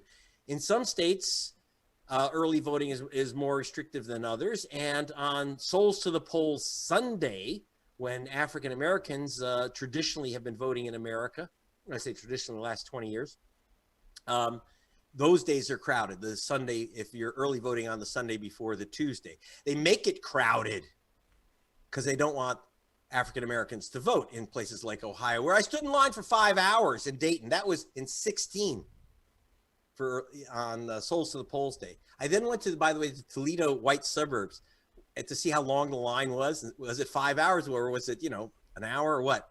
Zero line. Yeah. Zero line in the white suburbs. So, look, vote early if you can. If you have to vote on election day, if you have to, mail in your ballot. But if you mail in your ballot, for God's sake, be careful. If it says sign exactly as you register and you don't know how you registered, register again. I'm not kidding you. You can register as many times as you want, not vote as you want. So be careful. My mother, a union leader, had lost her ballot because she didn't fill in the bubbles correctly. And my sister, who's a lawyer, lost her mail-in ballot because, again, she mismarked the ballot. Really easy to do. So if you have to mail in, have someone check it over. And if you're in states like Wisconsin, Alabama, Minnesota, you better get your witness signature. Don't forget it. Yeah, because they're gonna toss it out. Since you brought up Wisconsin, I did want to get your thoughts because it's there's a list evidently that's in front of the state Supreme Court there in Wisconsin that could remove upwards of 129,000 voters from the rolls, claiming that they changed addresses. Tell me about that. Yeah, there's a right-wing group called Wisconsin Institute for Law and Liberty. Now, I like law and I like liberty, but who are these guys? Well, they're backed by right-wing billionaire Bradley family. So you got these billionaires who are saying, oh, well, there's too many people on the voter rolls. We don't want them to vote. 129,000 people. They've sued to force the state election board to remove these people. Now, as you know, Rick, I've been fighting. I'm in a toe-to-toe, grenade-to-grenade battle with the Secretary of State of Georgia, who insists on his Jim Crow methods for fixing this election. But in Wisconsin, the Board of Elections, which is bipartisan, looked at this right-wing hit list and said, we think this list is junk, that these people that they say moved didn't move. So we don't want to use this list. This list could be 10% wrong. Then they met with me and I said, look, I actually have experts that can tell you if people moved. It's the experts, Amazon, eBay, Home Depot. Their experts worked with me, went through that list of 129,000. It originally started out as 153,000 names. We went through name by name by name, and I did one other thing, which the law requires, and these schmoes didn't do, which is that you have to go to the post office and ask the post office to go through the list. That's in federal law. And you can't just use these cheapo free stuff off the web. You have to hire the post office through its licensee, a big corporation called Merkle, which we did. And lo and behold, we found 39,722. We're not guessing, we're not sampling, exactly 39,722 people that they were going to remove as movers who never moved. We called 700 of them just to make sure. It included, by the way, among their movers, they said moved out of Milwaukee. You can move, but if you move out of your city, you can't vote there, right? So they had Sequana Taylor on the list of people to remove. And I said to her, why are you voting in Milwaukee if you've left Milwaukee? And she said, in her defense, I didn't leave Milwaukee. I'm a Milwaukee County supervisor. I don't think she left Milwaukee. And, it's funny, but the truth is that she was certainly guilty of attempting to vote while black. And that's the list. It's not a list of people who've moved. It's a list of people who are low income and African American or students out of Madison. Almost the entire list. And in fact, if you go to gregpalace.com, you'll see my report, you'll see maps. There's a map of the people that they were going to remove in Wisconsin and Milwaukee, and a map of African Americans in Milwaukee, and they're like an exact match. So it wasn't a list of movers, it was a list of voters of color.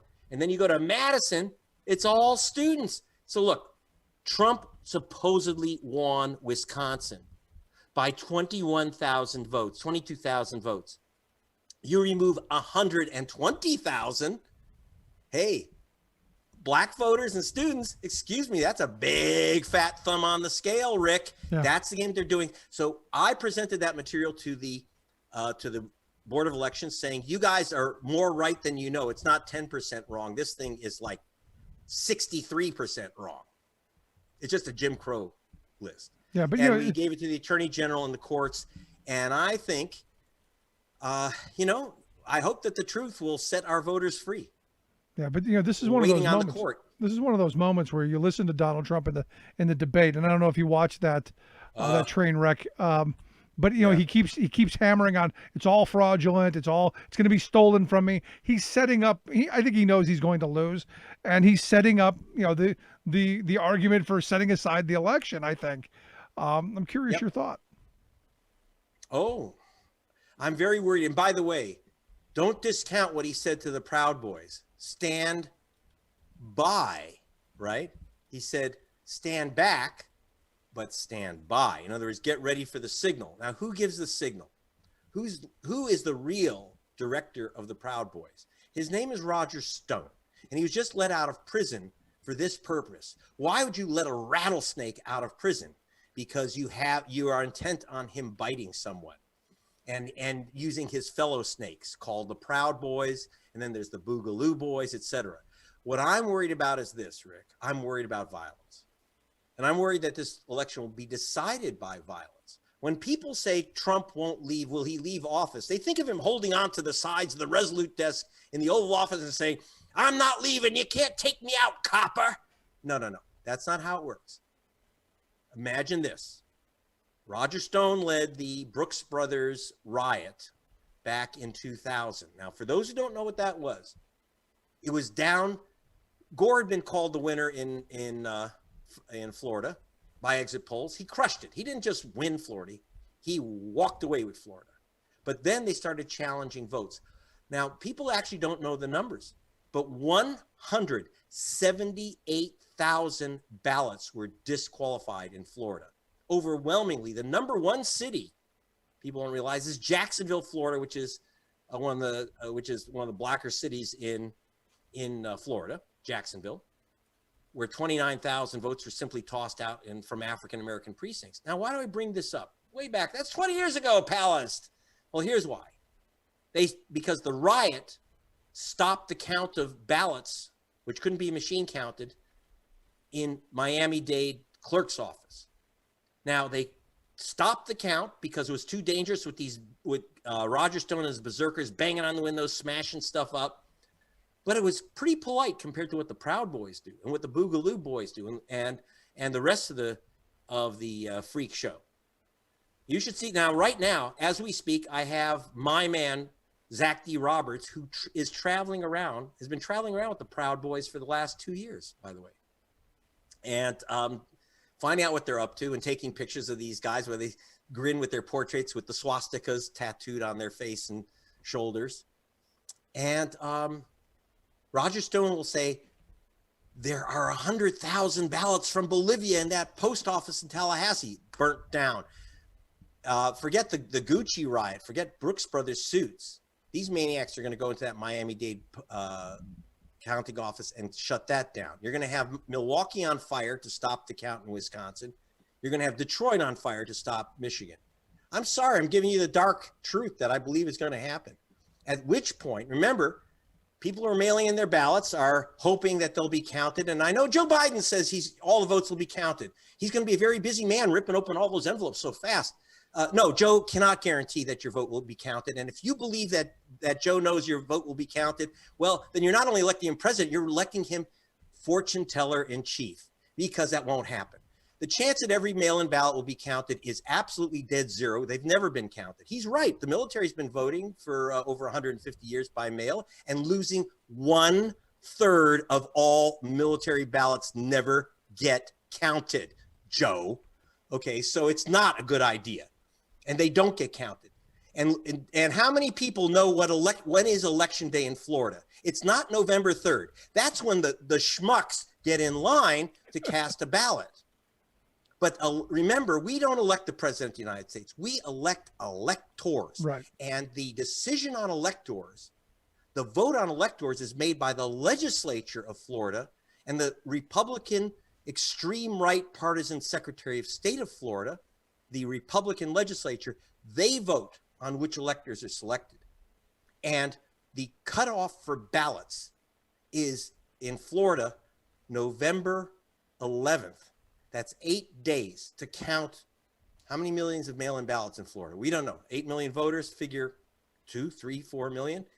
And with each one being challenged by one of the Boogaloo Boys or the Proud Boys or the Republican lawyers, it's not going to be counted in 8 days. And therefore, the ballots that will be counted will be Election Day ballots, Republican ballots. They vote early, and they vote on Election Day. And they'll pick Trump, even though the ballots aren't counted. There you go. That's the dark side. Sorry. I can tell you something nice. Do tell. There's a chance. We can fix this, right? We can beat this, right? Yes. Okay. Listen to me. I know I look like in this dark, weird lighting. I look like I'm in the witness protection program. So let me. I don't want to make this hypnotic, but listen to me. They can't steal all the votes all the time. You know, when I was writing for Rolling Stone, my writing partner, Bobby Kennedy, was able to call Obama, something I can't generally do, and talk to him about, do you know about votes being stolen? Did you know that in 2008, Obama had 5.8 million votes stolen from him? Stolen. Right. He knew it. He could recite the statistics. He could tell us how it was done. It was brilliant. So it's like, well, why don't you say something about it? You know what his response is? They can't steal all the votes all the time. Right. If they're stealing 5.8 million, we bring 6.8 million more people to the polls, and he did it. Okay. In Wisconsin, they came up with the worst Jim Crow tactics to remove voters, to block voters, change ID laws 2 weeks before the election. Rick, and yet people came out in 2018 and threw Scott Walker's behind right out of office. Despite all the trickery, they threw his butt out of office. They can't steal all the votes all the time. So the number one, you overwhelm them. And number two, you vote smart. So if you can, I will hand it to Biden about one thing. While he was a bit too reassuring about your mail-in vote, his first recommendation is, if you can, vote early. So let me take, I usually don't quote Joe Biden a lot, but I will have to say he's dead on right on this one. If you can, vote early in person. Now, if you can't, do the mail-in thing, but you better, if you haven't asked your ballot now, we're almost in October. That's probably too late. So you have to go into your voting office and pick it up. Oh, you're going to say, well, no, you can still ask for it. Yeah, you just won't get it. Right. Okay, this is a problem. 1 in 10 people don't get their ballot on time, or it never arrives at all. This is a big problem. And the other thing is, we have these purges in places like Georgia. If you've been removed from the voter rolls, and 16.7 million of you have nationwide, you ain't getting no mail-in ballot. And you know what? There's a rule in elections. If they don't mail the ballot out to you, you can't mail it back in. I mean, it's simple. It's physics, guys. If you don't get the ballot mailed to you, you can't mail it back in. So you better make that, if you're going to do that request, you do it right now. But I plan on early voting. Each state is different in our crazy American system. Look it up online. And if you're in Wisconsin, if you're in Georgia, if you're in North Carolina, if you're in Ohio or some other states, you go to gregpalace.com and you can see if you're on one of the purge lists. And that's important to do. I make sure I check mine quite often, make sure that I haven't been thrown off, because you got me paranoid about it. So good stuff. If you can vote early. If you can vote in person, do that. Like here in Pennsylvania, you can take your ballot right to a drop-off site and drop it off yourself. Do that. But if you're like me, I'm gonna put on my hazmat suit with the mask and the whole 9 yards, and I'm going to the polls to cast my ballot. That's just how it is. Greg, I appreciate the time as always. Great stuff. Appreciate it. I hope you'll come back and talk with us again real soon. I will. Be safe. Thanks, Rick. You We as well, need my friend. Good stuff. Greg Palast. Make sure you check out his website, gregpalast.com. Also, the books. A lot of really great reading. Since we're still inside, make sure we get that. We'll get links out on how you can check that out. Quick break. Right back. Stick around. You're listening to The Rick Smith Show.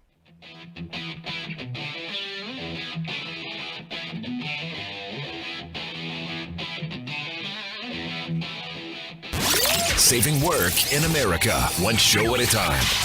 The Rick Smith Show.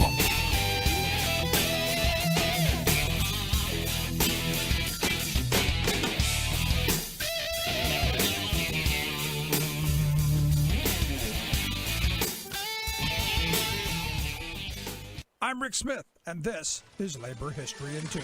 On this day in labor history, the year was 1945. That was the day oil workers walked off the job. The strike soon spread to 20 states and involved more than 43,000 workers at 22 oil companies. After years of wartime wage freezes, the union's demand was 52 for 40, 52 hours pay for 40 hours work. Workers demanded a 30% pay increase, shift differentials, and an eventual return to the 36-hour work week. The strike began in Michigan at the Saccone Vacuum Refinery in Trenton. From there, it spread to Gulf, Sinclair, and Shell. By October 4th, President Truman signed Executive Order 9639, allowing the Secretary of the Navy to seize petroleum operations. The Oil Workers International Union CIO immediately called off the strike and ordered its members back to work. A month later, the Navy had still not relinquished control of operations.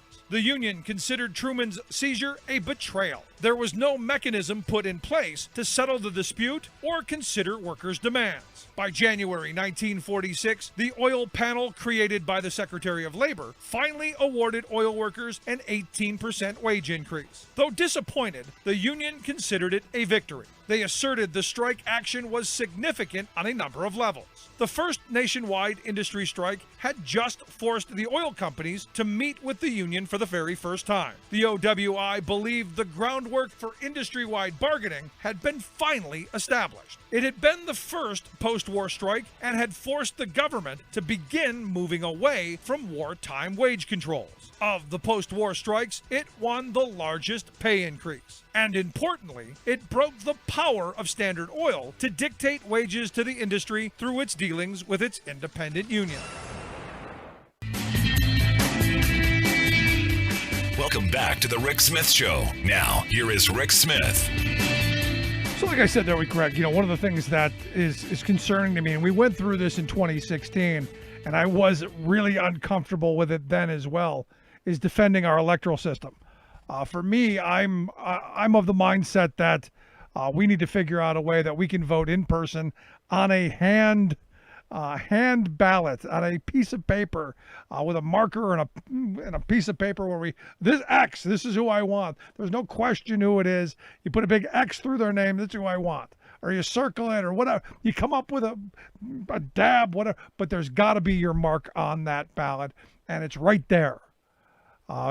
Because here's my problem. We are now seeing this story coming out of Philadelphia that, I'll tell you, is really disconcerting in the fact that it's possible that in Philly anyway, they've gotten a hold of the memory sticks that are used to program the voting machines there in Philadelphia. And now the questions have become, now that they've got all these memory sticks, could the election be compromised? What could happen, between now and then? What happens if they magically show up? Do you use them? There's just so many things. And, I'd watched this series about James Comey. And in fact, tomorrow we'll have the writer and director Billy Ray on to talk about the Showtime series. But, it's one of these things that, as I'm watching through this series, I'm thinking about, all of this insanity that went on in 2016.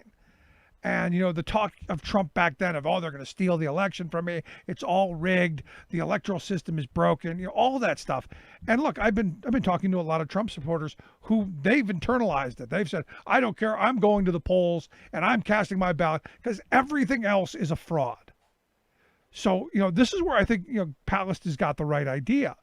And it scares me, especially about Florida.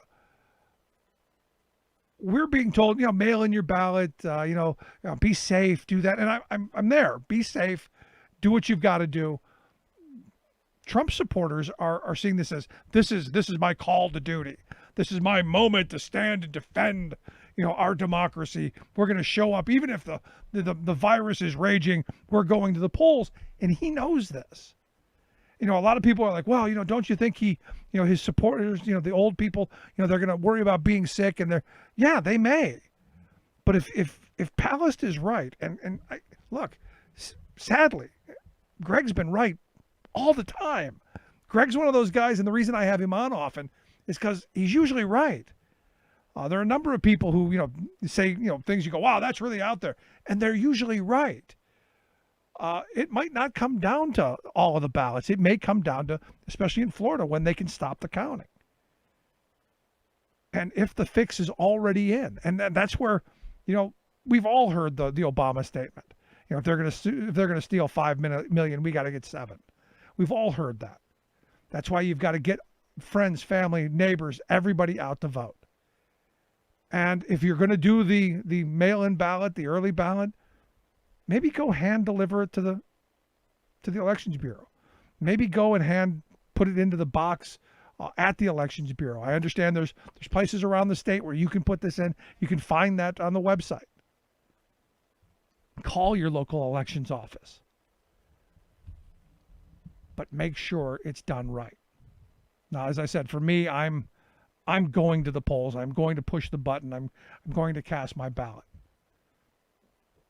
Because this election, more than any other, election night is too important. Because whoever can come out of election night saying that they won is going to be the position that our mainstream media kind of pushes forward. It's about that night. And look, everyone's setting us up for knowing that we're not going to know who won. Because there are so many votes still in the queue. They're here in Pennsylvania, they've got 2 days until after, as long as it's postmarked the day of, for them to be counted. It's that first night. So for me, get those ballots in early. And if you can, get the hazmat suit if you have to, with the self-breathing apparatus. Go in with the oxygen tank, with the scuba tank if you have to, but cast your ballot. That's simple. Love to hear your thoughts. You can email me, rick@thericksmithshow.com. What are you planning to do this voting cycle? Are you planning to vote? I hope so. And if you are, what's the plan? Quick break. Right back. Stick around.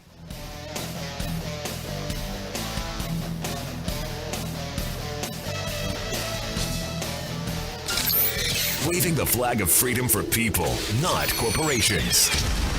Rick Smith.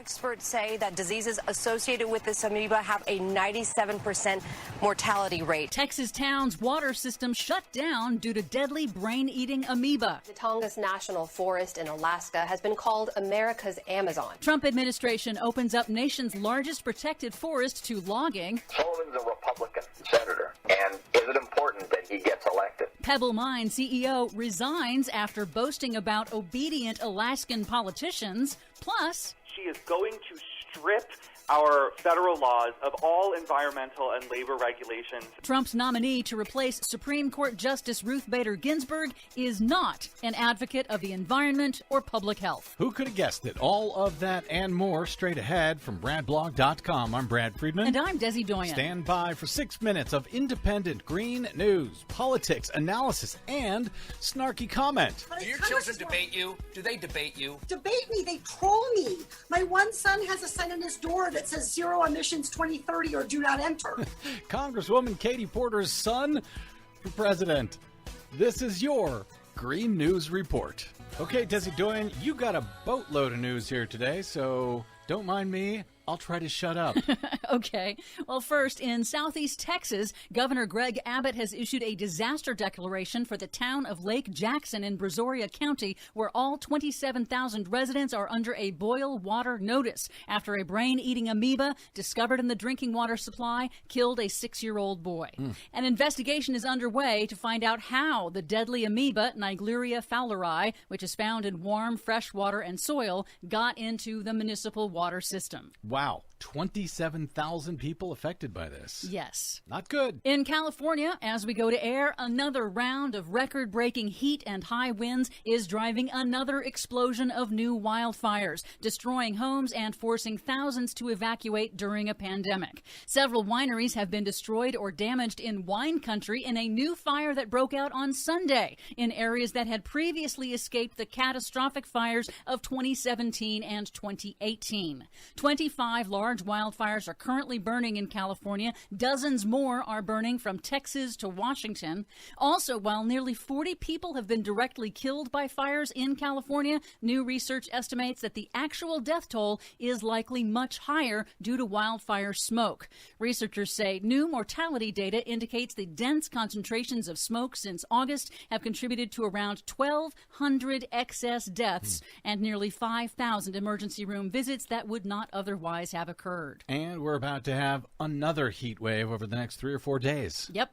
In Alaska, the U.S. CEO of the proposed controversial Pebble mine has resigned a day after being caught on tape boasting of his control over Alaska politicians. Tom Collier, who stood to gain a $12 million bonus if the Pebble mine is approved, resigned after recorded Zoom calls showed him boasting that Senator Lisa Murkowski would not do or say anything to damage the mine's approval. And he said this about Republican Senator Dan Sullivan, now running for re-election. So Murkowski isn't up for election. When a senator's not up for election, they don't do anything. And Sullivan's going into his second. So he's got a battle on his hands, and we're trying to work with him to make sure he doesn't go and say something negative. The tapes also revealed that the company is hiding the true size and scope of the mine. Their plans are for the mine to be much, much bigger and last decades longer than they outlined in their permit filings. And no doubt present an even greater threat to the salmon fisheries up there. Exactly. The Trump administration has moved to open up the pristine Tongass National Forest in Alaska, the nation's largest remaining intact wilderness and one of the world's largest temperate rainforests, to clear-cut logging and development. The administration moved to lift the Clinton-era protection known as the roadless rule, which protected forests for generations of Americans. Worse, the old-growth Tongass is also one of the nation's largest carbon sinks, absorbing nearly 10% of U.S. carbon dioxide emissions. Why does he even need a second term? There will be nothing left to destroy. Finally, Donald Trump has nominated right-wing federal judge Amy Coney Barrett for the U.S. Supreme Court seat left vacant by the death of Justice Ruth Bader Ginsburg. Slate legal reporter Mark Joseph Stern on the broadcast warned that all environment and climate legislation and regulations, past, present, and future, are at risk if Barrett is confirmed. She is going to strip our federal laws of all environmental and labor regulations. She is going to abolish the federal government's ability to regulate carbon emissions, mercury, lead. She is going to remake this entire country's law in a way that might satisfy a robber baron of the 1800s, but will make everyone else feel rightly like they are living in the Dark Ages. And the horrible thing, even if Donald Trump doesn't win a second term, he'll keep on destroying this country for a generation because of the Supreme Court. For much more on all of these stories and the ones we couldn't get to today, please check out our website at greennews.bradblog.com. Find, follow, and share us planet-wide on the Facebooks and the Twitters at Green News Report. I'm Brad Friedman. And I'm Desi Doyen. And this has been your Green News Report.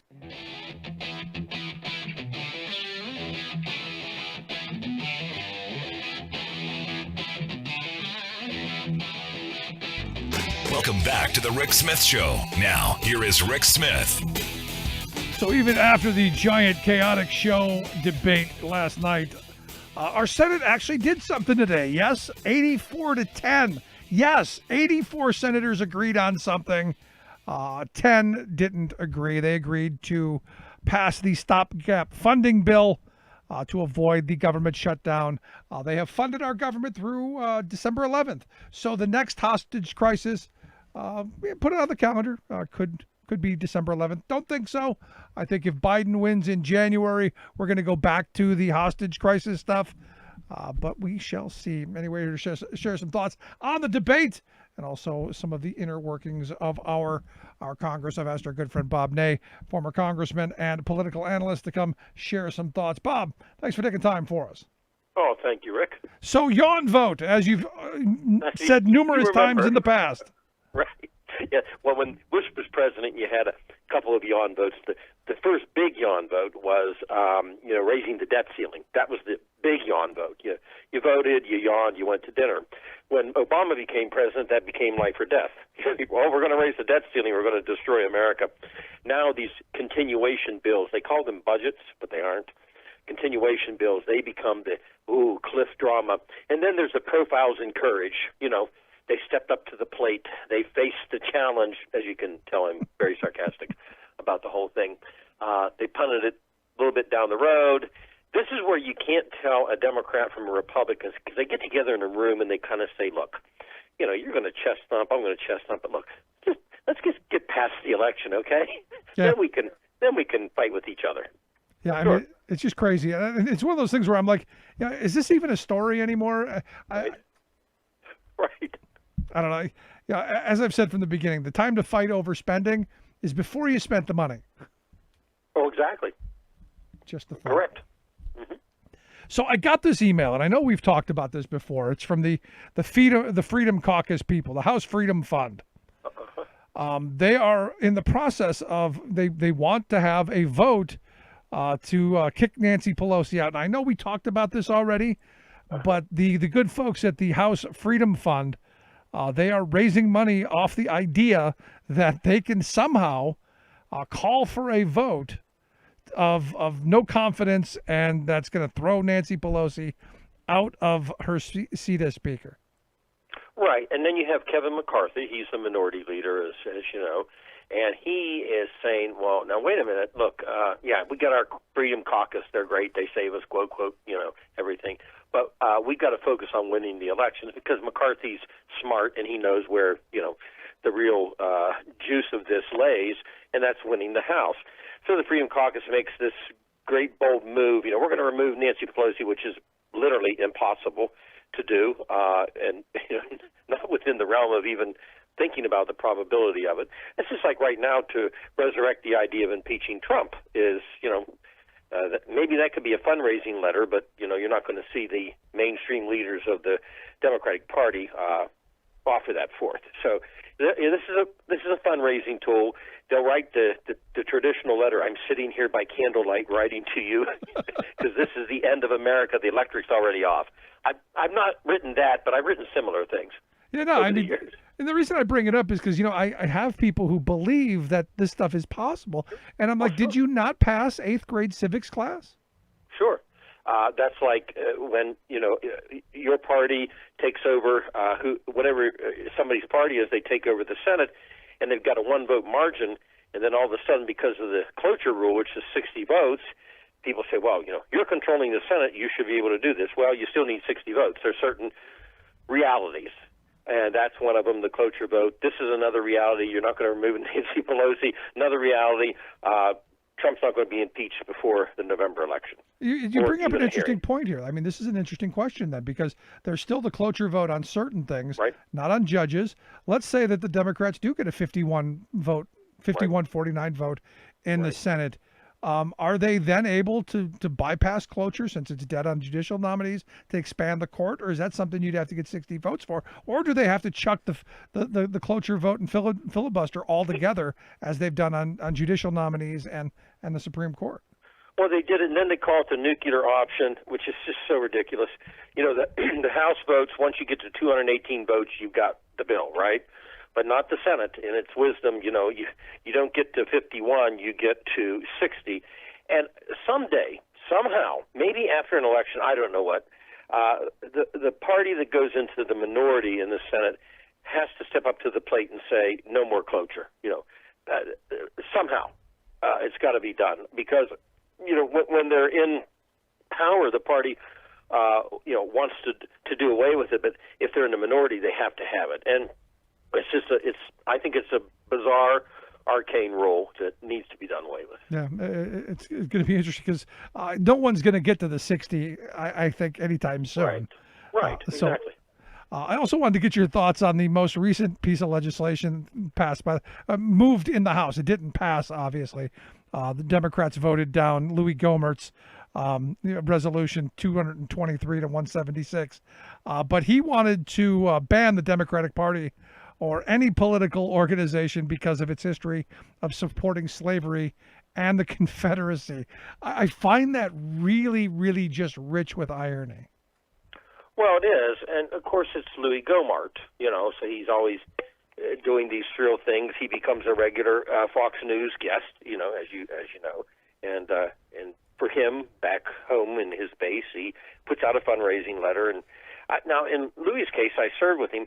I think he probably actually believes in, for what it's worth, in some of the things that he does, not just shock value. Oh, no, I believe it. I believe he believes all of it to his core. The reason I gave you the vote number is 175 other people joined with Louis to support that.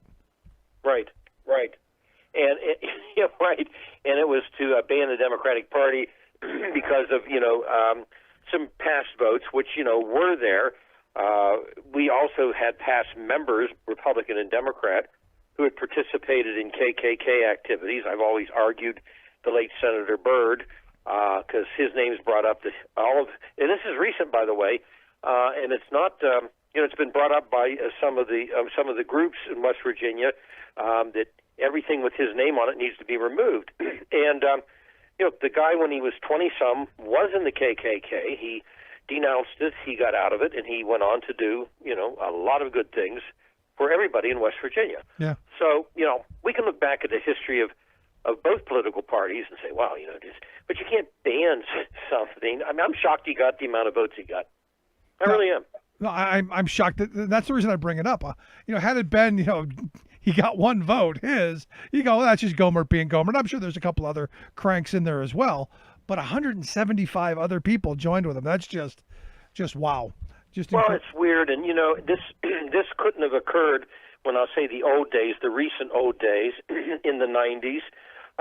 You wouldn't see a resolution like this, no matter how much people argued. You wouldn't see something like this getting those kinds of votes. You just wouldn't. I'm talking about the Gingrich Clinton days, even.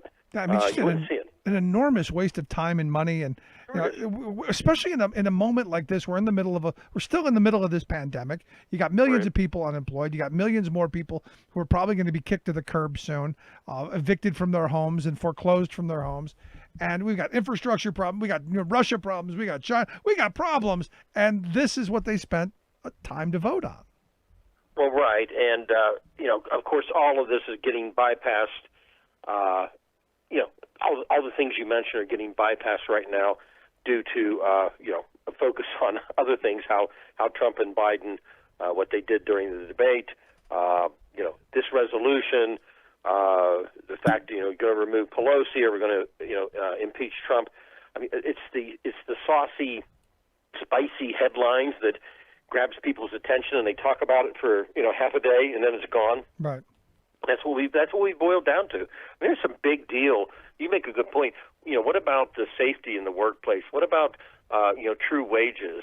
Things that you talk about consistently, and you've talked about for a long time. Where are those things at? Where are those debates and discussions? And people latch on to one or two things and they roll with it till the media decides they're going to latch on to something else. Yeah, and to be honest, none of that stuff came up last night during the so-called debate. Trump brought nothing. Trump showed how prepared he was. He wasn't prepared at all, but he stuck to his game plan. And I said from the beginning, his game plan was all about chaos, and that's what he brought. Right, and look, Joe Biden sort of took the bait. Sort of, I'll say. He didn't take the whole thing, but he sort of took the debate. And I had some friends today, really good friends, and they said, well, Trump was far worse. Trump did what he wanted to do to begin to get Joe to where he got to last night. And because, other friends of mine say, well, he called the president, a clown. Okay, well, president did all kinds of things to him. But then again, if you look at the broad picture, personally, I think Joe Biden had a moment where no matter what was said, and he could poke some fun, don't get me wrong, but no matter what was said, he could continue to go back to, this is who I am, and that's what you're seeing tonight. And he would have scored, a lot better. I don't think that needle moved anybody last night. No, and I was going to ask you, do you think anybody was swayed by the display that we saw last night? Because I thought there were a couple of moments where he tried. He looked into the camera and he tried to connect. But when it was over, we had a little panel, and I said, "Does anybody remember anything that they talked about other than that was just a lot of noise?" Right. He didn't. Again, he didn't win. He didn't lose. Trump did what he did. Biden, like I said, took some of the bait, not all of it, and it ended up in chaos. I mean, I was so. I've been in politics 48 years. I was watching this with friends. I literally was speechless. I literally couldn't believe I turned on a presidential debate. Seriously. And I know Trump was worse, but I'm just saying at the end of the day, I couldn't believe this is what it degenerated into. My gut, Rick, last night while I'm watching this was if Chris Wallace was halfway worth anything, he would have stopped the debate, said, "Gentlemen, I'm going to take a 5-minute recess, and I want you to think about what you're really doing here." And, cut off the mics and go talk to them. I know it would be weird to do that, but it was so off the rails that it was nauseating.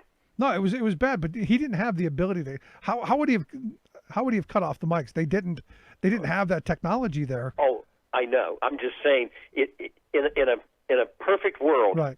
I would have loved to watch him say, "Everybody in the country and the world, I'm going to stop this for 5 minutes. Gentlemen, I'd like to have a conversation with you," and just take them backstage. No. I know you can't do that. Or be the mom and take a flip-flop to them, to the corners, each of you. And don't come out until you can behave. There you go. I mean, but you're right. I mean, it's one of those things where you just kind of look at it and you got to think globally. The rest of the world is looking and going, wow, this country is really in chaos. And that's not a good place to be in when, we have people around the world, we're told, who hate us and everyone's trying to eat our lunch. This kind of outward display of chaos, I don't know, is a good thing. Well, it's not. And for those who like us, I have a lot of friends overseas in a lot of countries I've made over the years. And for the ones that like us, they might say, "Oh, your system's tough at times," but they like us. I got a couple of, emails and messengers from friends who are like, they said, "This is a sad day for us watching this." And these are sincere people that, really think that this, has the beacon somewhere still in it. Yeah. I mean, I think Lady Liberty had her hands over her eyes last night. Do you think Nancy Pelosi's right? There should be no more debates? Well, here's the problem with that. And I think they've got to be very, very careful. If there are no more debates, then, Trump will ride that for the next few weeks of, obviously Joe's afraid. He got through part of it, but we all know he has dementia. I mean, it will be on, and Trump will make that about the debates. I will say, though, as much as it may be painful, I would sit down with Joe Biden and say, "Look, you've been around a long time. I understand that, and you're not a carpet, and you don't want walked on. I understand that. A little bit of humor is okay, but you need, no matter what he does, no matter what the president says about your family, no matter what the president raises, you need to keep looking at that camera and tell him, look at me, here's where I'm at, and look at the alternative, no matter what he does." I know that's hard. That's tough. It's like somebody constantly pushing you, and you're not hitting them back like you want to. So you didn't think the "oh, shut up, man," and the he's Putin's puppy. You didn't think those were good things? No, and I think the clown thing. See, here's where my friends, which I have great friends both sides of the aisle, my friends come back and say, "Well, the way Trump acted, he deserved to call him a clown." My point is this: technically, they're correct, right? They are. If this was some kind of debate out in a sand lot, they'd be slugging each other. But I know they're correct, but you can't do that. And I don't think it hurt Biden. I don't think it helped him, though. Right. I think for those who are truly undecided, maybe the 8% of this country, and for those, by the way, who might be sick of Trump, but, they're not that sick yet, then the alternative's not there. And both of them found it incomprehensible. I mean, unable to clearly denounce certain things. I don't know what they're afraid of, but they did. Yeah, I mean, obviously, Trump couldn't denounce the white supremacists, and it looked like Biden couldn't denounce the Black Lives Matter people. Right, or come clear on on Antifa and where he stands, and there's some easy answers to this. No one should be for white supremacy, and no one should be for any group that does violence. But that doesn't mean those groups all do violence. If that makes sense, that's the way he could have said it, Biden, and that clears it up once and for all. But they both hedged on, a few things like that, of course. Yeah. See, for me, the question of not having any more debates is just unthinkable. I'm of the mindset, even if someone were to ask me that question, I'm like, what's wrong with you? Are you crazy? I'll debate Trump on this stage, in the alley, around the corner, wherever, whenever. We're gonna save this country, and if we have to go through him to do it, we're gonna do that. But that could just be my working class bluster. No, you're right. Look, I had a debate where my opponent attacked my mother. I kept going unfairly for no reason really, but I kept going with the debates. Now I wanted to, say, hey, can I talk to you for a minute? Once we're out in the alley, but because that's my, where I'm from, my blue collar nature down there, but in the Ohio Valley. But the point remains, you still do the debates. I mean, people have run against insane candidates, but you still do the debates, and there's no way out of this. He has to do 2 more debates now. To try to do more, obviously, they're going to tell Trump no. Yeah, but the next one I think is going to be to Trump's detriment. It's a town hall style, so it's they're going to have to actually not be, because if you notice, Trump never looked at the camera. He was always focused on Biden or on Wallace. He never tried to connect. Trump clearly went into this as I'm taking Biden out. Right. I'm curious to ask you something, if I could, real quick.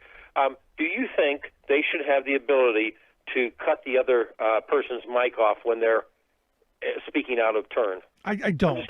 I don't. I'm not comfortable with that. Interesting. Now, I did say a shock collar. No. Right. That would be interesting. Yeah, I did say that. There should be like a little shock collar, like a little volt. But I'm uncomfortable with someone having the arbitrary ability to turn on and off their microphones. I think they should be able to. I really think they should be able to conduct themselves in a way that allows the other person to continue to complete a thought. And that was Trump's plan from the beginning. It's, as you know, it is right-wing talk radio, what you saw during that debate. Biden started it into a sentence. Trump immediately interrupted him so he couldn't complete his thought, and then directed him in a different direction and kept hammering him and badgering him to answer a question so that he never got back to the original thought. And Biden fell for it. And he poked him where it hurts, sensitive to his family. Yep. Joe's had great losses in his life, and he's very into his family. But the real debate came afterwards. This is where the consultants got together, made their money. Twitter, Facebook, Instagram. This is where, they got out there, and that's where both sides, that was the real debate after the debate last night. No, I mean, each side's influencers, they did their lifting. And sadly, as we've talked about before, it's that I don't think it's 8% of the population's undecided. I think it's much, much smaller than that. But it's the fight to get those undecideds. Well, sure, because I still argue it's going to be close. The uncertainty of the votes. Trump's put doubt in people's minds. Then there is the post office. Everybody get your vote in early. That's all I can say. If the postal service is slow, but that's all thrown out there, and it's all chaos. And when you turn something into chaos, you turn people off sometimes from voting. You don't turn your own people off. You tend to turn other people off. Yeah. And maybe that's the goal. We'll see. I'm curious your thoughts. Last night, Biden said, Trump said that, Biden said that it was xenophobia to close the border with China. Biden actually never said that. But now we find this story that the Trump administration has overruled the CDC on extending the ban on cruises and cruise ships. This seems like a really dumb idea, especially in the middle of an election cycle. It's catering to the power of a lobby group, is what it's doing. I mean, Trump has his he has his point of acting to stop, the flights from China, which, by the way, people did come from other countries, though, from China to other countries to here. So let's, make that clear. He had some points there. And I think at first, some people started saying, well, you can't do this with China. And then they realized, wait a minute, this thing's bigger. Because after that, of course, there were no bright spots with Trump. Nope. That was probably the one bright spot. And then they continued to have other countries come in, and the cruise ships, they're trying to undo that. So it's just a hodgepodge of everything right now on coronavirus. It's all over the place. A lot of chaos. Bob, as always, I appreciate the time, my friend. Always good talking with you. You too. Our good friend Bob Ney. Make sure you check out the work that he does. One of my favorite political commentators. And look, we're in this moment of chaos. I mean, this is what Trump has brought us. And one of the questions I think you have to ask when you go to the polls, or when you cast your ballot, is can you take 4 more years of this? As a country, can we do 4 more years of this chaos, of this uncertainty, of all of this? I saw an interesting sign. I just want it to stop. Just make it stop. And my concern is that those people fall out and they don't vote. If you're one of those people who just want it to stop, you got to vote either before November 3rd or on November 3rd. Anyway, if you missed any of today's program, thericksmithshow.com. That's where you go to get the podcast. The Rick Smith Show app on the smartphone. Take the program on the go wherever you go. And as always, you can email me, rick@thericksmithshow.com. Thanks so much for being here. We'll see you back here next time.